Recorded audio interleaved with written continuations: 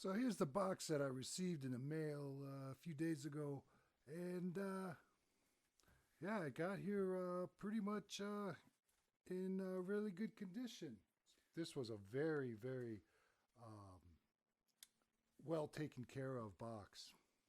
Let's let's get into it. Let's crack into it. Let's open up this box and see what we got. What did I get? What the heck is in this box? What's going to happen when I open it and see what the contents is? Am I going to be okay? Let's see. What is this? Okay, so there's not. This is interesting. There's some. They use some type of like a greatest hits, or hits of a certain era.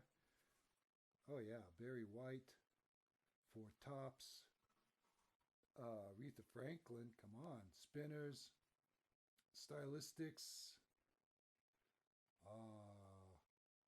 And I am embarrassed to say I think that's as far as my knowledge of these artists goes. Anyway, let's see what we got in here. All right, so there is a note, but we can.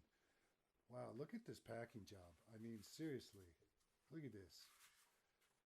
And it's, I'm not sure, but it looks like they might. No, this is a pre-made. Oh, sorry about knocking the camera there, guys. This is a pre-made box, but it looks like they are reusing some materials here, and I appreciate that, because by reusing stuff, you're doing your small part to help out the environment, for future generations, and that's really important.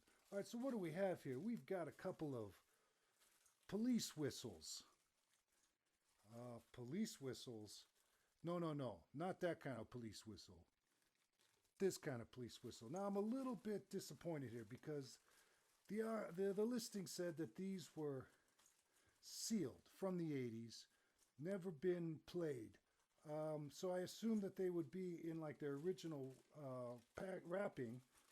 This is for a buddy, so that he's gonna get that. But this one's mine. So instead, they just came in a couple of Ziplocs. I mean, I'm gonna assume that it's unused. So yeah, we've got the police and the A&M Records logo there, and wow, that brings back some memories. Wow, we've got a few whistles here at the 2 and 4 studio, and so now we've added to that little accumulation here with this the police whistle, and so yeah, Stewie is one of my favorite drummers. I hope he doesn't mind me calling him Stewie. Me and the boys call him Stewie. I've noticed lately that he's been he's been going by Stew Daddy.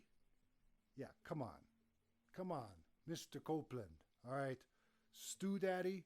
But Stew Daddy, come on. If anyone deserves that title, right? Remember, I'm putting green enchilada sauce into my stew, right? I think that, pretty easily qualifies me as the Stew Daddy, all right? So I understand that name has now been taken by Mr. Copeland himself, so, I guess he's earned it.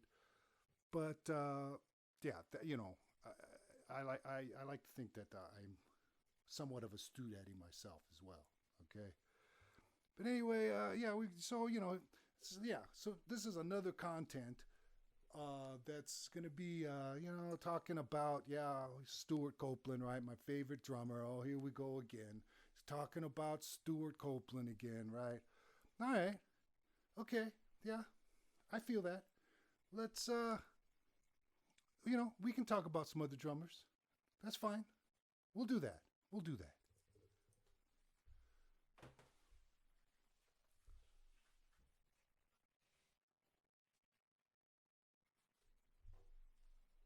The influences include, of course, this guy right here.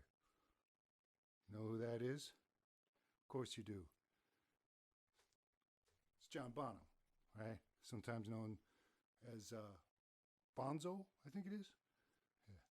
See, this is the stuff that people don't realize is that Led Zeppelin was a very influential rock and roll group, combo, band from this era.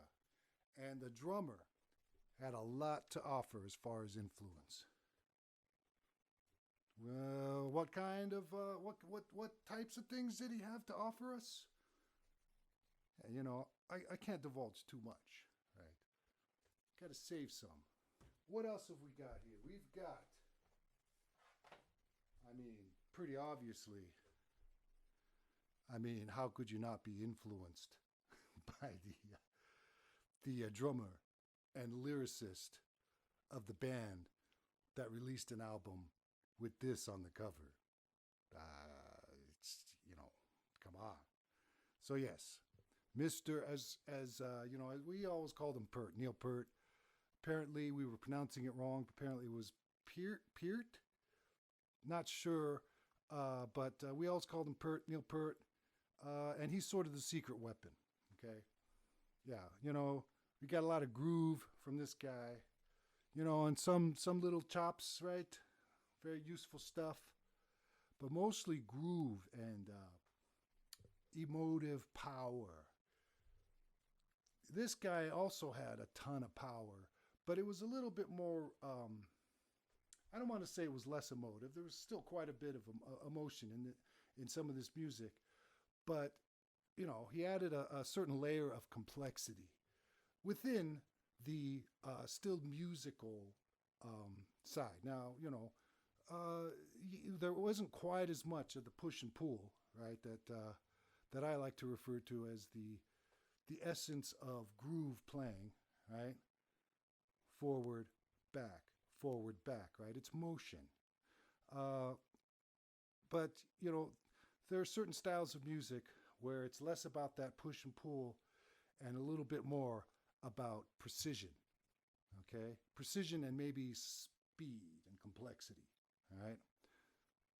That's where this guy comes in. Also one of the masters, of course. In case you didn't know. Yeah, you know, if you've never heard of these guys, look them up. They've been around for a while. They've had a few hits, all right? Okay. Now, obviously,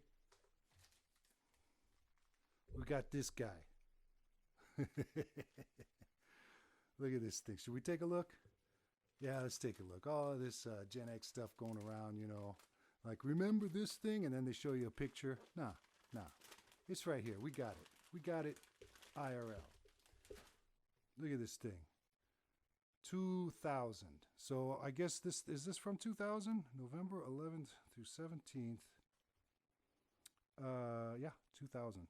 So this thing is almost a vintage, some vintage memorabilia of days gone by. Look at this thing. Anyone remember Sundays on at 9 a.m.? Sundays at 9 a.m. What do you have? You've got Rugrats. Well, anyway, there you go.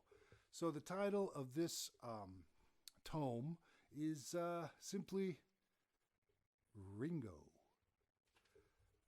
Pretty cool, guys. All right, that's enough of this. That's one of the secrets there, is listening to this guy. And what is this? The Beat Les? That, you know, I guess he was involved with that. And so you might want to listen to that, some of that stuff. Look it up.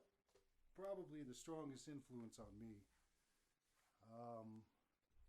Had to be this guy right here. Mooney. Come on. This guy was just he was a powerhouse. He was a volcano. He was a hurricane, a tornado. He was an earthquake. He was the expansion of the sun. He was everything, right? And he was a little bit nuts. But boy, could he play. Boy, could he slap those skins. So yeah, luckily I did not follow in all of his footsteps.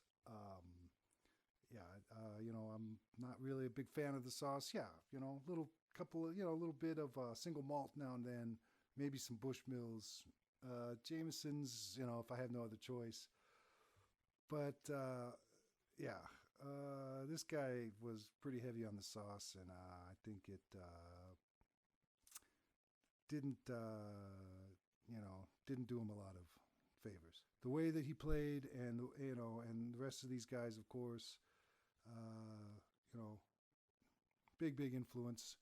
And yeah, this is a deeply held secret here. Nobody talks about how they were influenced and how much they loved this band.